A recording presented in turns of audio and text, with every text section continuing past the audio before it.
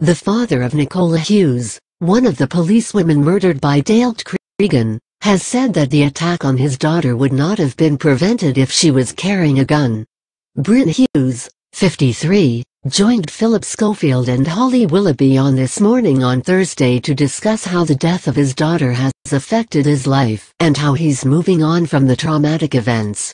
When asked if Nicola's life could have been saved if she was carrying a gun, Bryn, who is doing charity work for Nicola's memorial fund, said that he doesn't believe it would have made a difference. He said, "No, it was so quick, it was so ferocious, I don't think it would have made any difference." Looking back on Nicola's death, Bryn says it took him a few days for the news to set in and it still feels like a nightmare that he can't wake up from. You don't process it immediately, it takes a lot of time and effort to function as normal, so you don't start processing it until days later. I can remember word for word, minute for minute, but sometimes it's like a huge nightmare.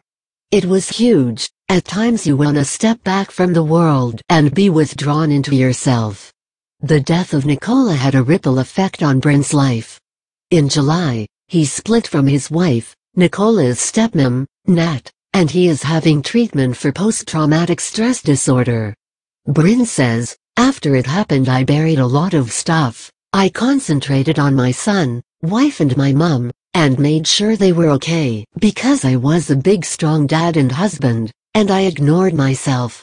Now, the last couple of months, it has come out to hit me for 6. You can only bury it so much before it comes to the surface."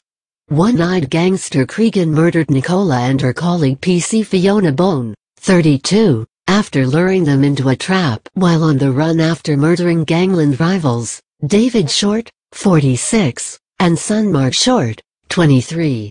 The two officers thought they were responding to a routine report of a burglary in Mottram, GTR Manchester. But, in fact, it had been called in by Cregan, who blasted the two women with a Glock pistol and threw a hand grenade at them. Fiona was killed at the scene and Nicola, who had been shot 8 times, died in hospital later.